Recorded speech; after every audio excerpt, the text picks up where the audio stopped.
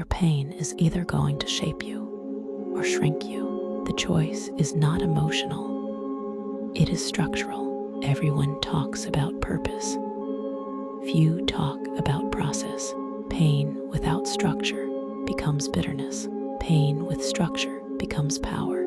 The difference is discipline. When life hits you, your nervous system reacts first. Heart rate rises. Cortisol floods your body. Your brain shifts into survival mode. This is biology. Studies in neuroscience show that emotional pain activates similar brain regions as physical injury. That is why betrayal feels like a wound. That is why failure feels heavy in your chest. You cannot think clearly inside chaos. So the first act of discipline is simple. Stabilize your structure. Wake up at the same time. Move your body daily. Write your thoughts down. Reduce noise. Rebuild routine. Structure calms the nervous system.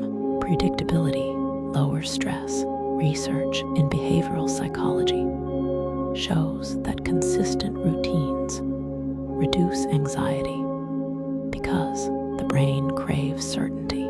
The Stoics understood this without brain scans. Marcus Aurelius wrote, "You have power over your mind, not outside events. Pain is often outside your control. Your next action is not." Epictetus said, "It is not what happens to you, but how you react to it that matters." Reaction is not a speech. It is a habit. Purpose is not found in a moment of inspiration. It is built through repeated action aligned with meaning. Viktor Frankl, who survived the Holocaust, wrote, "When we are no longer able to change a situation, we are challenged to change ourselves." That is not motivation. That is responsibility. Modern psychology calls this post-traumatic growth. Studies show that some individuals report greater personal strength, deeper relationships, and clearer priorities after adversity. Growth does not come from pain alone. It comes from reflection plus action. Without action, pain remains raw. There is also the theory of logotherapy developed by Frankl. It argues that humans are driven by meaning. When suffering has meaning, it becomes bearable. When it feels random, it crushes you. Structured action gives suffering direction. It answers the question, what will I do with this? Consider athletes who suffer career-ending injuries. Some collapse. Others become coaches, mentors, advocates. The injury becomes a turning point. The event did not change. The structure around their response did. In Japan, there is a concept called kintsugi. Broken pottery is repaired with gold. The cracks are not hidden. They are highlighted.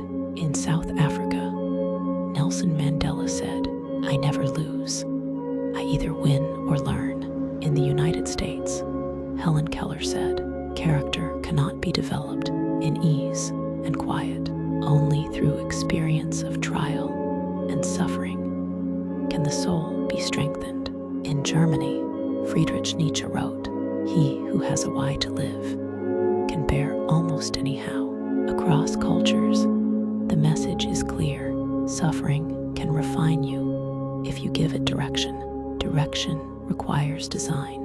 You take your pain and ask one hard question: what skill must I build so this does not break me again? If heartbreak shattered you, build emotional intelligence. If financial loss humbled you, build financial literacy. If public failure embarrassed you, build competence. Pain points to weakness. Discipline turns weakness into training. This aligns with the concept of deliberate practice. Psychologist Anders Ericsson showed that expertise grows from focused, structured improvement, not random repetition. repetition. You isolate weakness. You train it with intention. You measure progress. Over time, you transform limitation into strength. Your brain adapts. Neuroplasticity proves that repeated effort changes neural pathways. Each disciplined action reinforces a new pattern.